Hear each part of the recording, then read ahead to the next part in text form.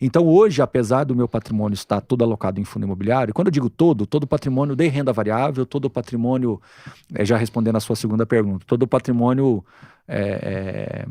aplicável, né? Porque eu tenho, obviamente, uma reserva de oportunidade, uma reserva de emergência, que aí fica em Claro. renda fixa normal. Mas o que está aplicado lá no meu home broker, vamos falar assim, Tá tipo 99% fundo imobiliário. fundo imobiliário, entendeu? Então,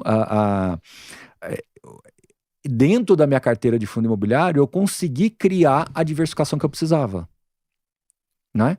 Então, o que isso quer dizer na prática? Que o meu ciclo de competência ficou bem restrito, porém, dentro desse meu ciclo de competência, eu me especializei muito. Então, é óbvio que isso é um desafio, é óbvio que isso não é recomendável para a grande maioria das pessoas. Mas nesse exato momento, tem um fazendeiro que o ciclo de competência dele é soja, é gado. Tem 100% do patrimônio na própria empresa. Tá ali. É isso.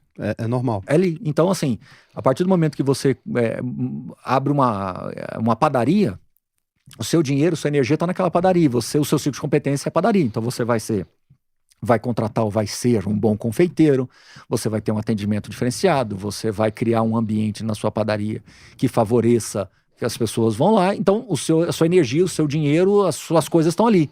Ninguém vai virar para esse cara e falar assim, olha, para você diversificar, você tem que ter uma padaria, um açougue, Não. um restaurante japonês, uma churrascaria, porque você tem que diversificar. Então, esse conceito de diversificação, ele é dentro do seu ciclo de competência. Então, a sua padaria vai ter que ter também uma rosca diferenciada, vai ter que ter também um docinho diferenciado. Lá no caixa você vai ter que ter vários tipos de chocolates para a pessoa pegar. Você vai ter que ter 2, 3 freezers de sorvetes diferentes. Então você vai diversificar dentro do seu ciclo de competência da padaria. Mas fazendo uma provocação, Pode você não fazer. acha que é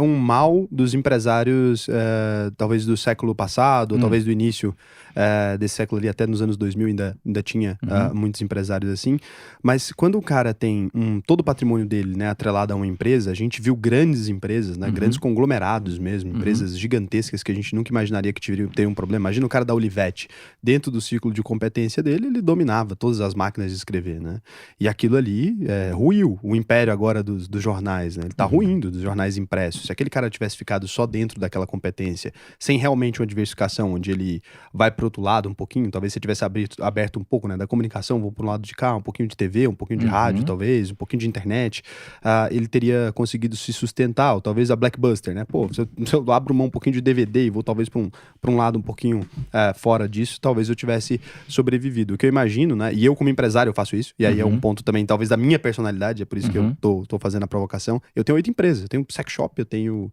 como empresa mesmo, empresa direta, né? Tenho um sex shop, eu tenho empresa de cosmético, eu tenho empresa de finanças, eu tô tentando agora abrir uma plataforma de investimentos que eu quero que se torne uma corretora. Então, eu tenho essa diversificação realmente como uma visão de... eu sou muito mais de acreditar que existe uma fórmula de construir empresas e de construir patrimônio, e eu tento multiplicar, essa fórmula é aplicável em diversos nichos, eu tento fazer isso com o máximo de coisas possíveis, porque eu acho que quanto mais diversificado o meu patrimônio tiver, quanto mais perninhas eu tiver ali, mais difícil é derrotar aquele monstro que vai virando isso, né? Tá tudo certo desde que você tenha ciclos de competências que vão se crescendo. Veja, não estou incentivando ninguém a ter só uma padaria. Mas se você quiser abrir um açougue, você tem que abrir o seu ciclo de competência para o açougue e tentar formar a melhor estrutura possível. E vai precisar de mais gente, inclusive. Então, na verdade, eu vou começar do zero aqui. Vamos dar alguns passos para trás. É a grande diferença de diversificação e pulverização, que até hoje as pessoas têm dificuldade de entender, mas eu consigo explicar de uma maneira muito simples. Você pode ter um conglomerado de 10 empresas com 10 setores diferentes, não tem problema. Você pode estar diversificado desde que esses 10 setores você conheça e atue muito bem. Aí você vai ter que ter pessoas com competência para gerenciar os negócios que você está colocando. Então, o grande problema que eu vejo hoje é que as pessoas têm na carteira Bitcoin, renda fixa, ouro, investimento no exterior, ETF de um monte de coisa da China, não sei o que, tem um monte de ações, tem fundo de investimento multimercado, tem long short, tem fundo imobiliário, tudo. Aí o cara tem 10... Do que você entende bem? Nada. Aí é um problema. Aí é um problema. Aí é um problema. Agora, se você tiver ações, etc., beleza. Se você pergunta negócio de ações, né?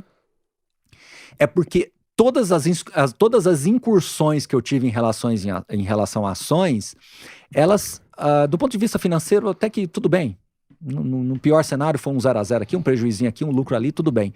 Mas as incursões que eu tive em ações, eu esbarrava na interpretação do negócio por detrás.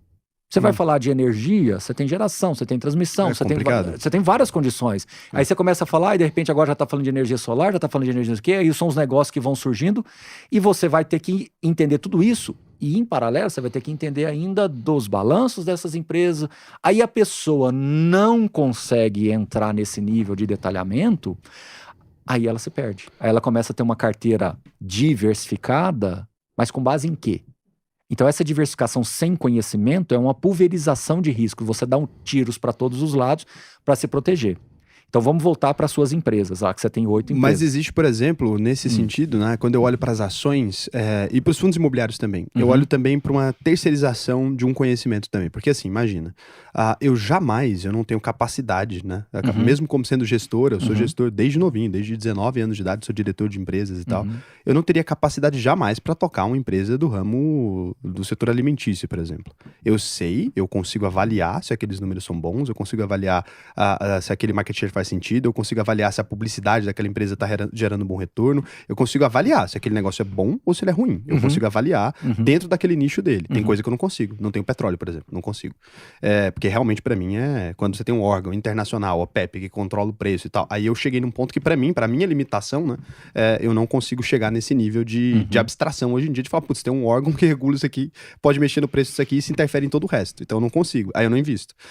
Mas dentro desse conhecimento, por exemplo, que às vezes é raso sobre negócios de modo geral, até porque eu toco minhas empresas e tal, em diferentes nichos, eu consigo terceirizar ali. Eu sei quem é um bom gestor com base naqueles números apresentados, eu sei quem é um bom gestor, por exemplo, eu sei que a empresa é boa, né, historicamente boa. Você olha 50 anos sendo boa ali, você consegue investir nessa empresa e terceirizar aquela decisão para um gestor que é melhor que você. Eu não tenho dúvida que eu, numa sala com o Jorge Paulo Lema, frente a frente aqui, eu sou um menino, ele vai olhar para mim e falar, porra, você é analfabeto, né? Ele deve olhar e pensar que eu sou louco.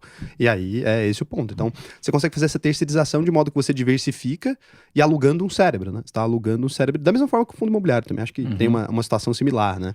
Não só de ter o capital, né? Porque não é só o capital que forma um bom fundo imobiliário, mas ter também essa gestão. Você chegou num ponto importante. Inclusive o Thiago fala um pouco sobre isso, né? Eu vou falar o que o Thiago fala e depois eu vou falar o que eu falo sobre isso. O Thiago fala exatamente isso. Quando você investe numa ação, você está dando para esse gestor a capacidade dele tomar as decisões para você.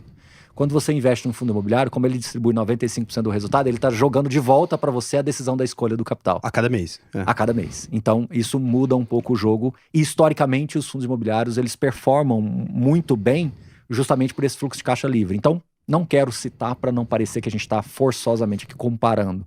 Mas se você pega, por exemplo, um conjunto de fundos de shoppings e um conjunto de empresas de shopping, os fundos de shoppings entregaram mais resultado. Sim. Se você pega um conjunto de fundos de properties e empresas de properties, os fundos entregaram melhores resultados. No conjunto, sim. No conjunto, sim. Aí quando fala, eu tenho até um vídeo comparando fundos imobiliários versus ações, né? E aí no Brasil a gente tem um histórico curto ali para fazer análise. Então fui para os rates e peguei rates versus S&P 500 lá e joguei aqui também Ibovespa versus fundos imobiliários, tem até umas pesquisas da Economática e tal, que você consegue tirar ali alguma coisa, e realmente os fundos imobiliários e os rates performam melhor. Agora aqui vem um ponto, eles performam melhor na média. Então a média, né, se você pega a média, eles performam melhor. E aí quando tem boas ações, ela arrebenta. Então quando você tem boas ações, ela arrebenta e destoa completamente, mas também quando você pega um péssimo negócio, você tá horrível. É por isso que a média, né, você tem ali, na média, se você for falar assim, olha... A dispersão é menor. Então quando você olha para real estate, a dispersão é menor. Você vai ter coisas que vão performar um pouco melhor do que a média e um pouco abaixo da média.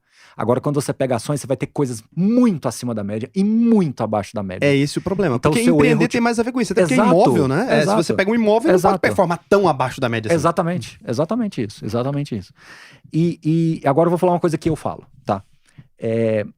Tudo na vida são escolhas. Eu poderia ser o padeiro, e ao ser o padeiro, eu vou fazer aquela padaria, vou me tornar uma referência ali na vizinhança, de repente as pessoas vão gostar muito do que eu faço, eu vou abrir uma filialzinha dentro de um shopping, Aí de repente eu tô franqueando isso daí e eu tô abrindo o Brasil inteiro, pô, eu vou ser uma referência Em padaria. em padarias e vou ter algumas marcas minhas aí andando o Brasil afora e de repente vem um supermercado grande e compra a minha marca e começa a distribuir dentro do supermercado, enfim, putz, fiz um baita negócio. Virei o maior padeiro da história. Ou eu posso ser um padeiro que eu mal dou conta e vou pegar dinheiro no rotativo de um bancão para pagar a minha folha de pagamento. Dá pra acontecer. Dá para acontecer. Agora, o que eu, Baroni, optei? Por ser dono da esquina locada para esse padeiro.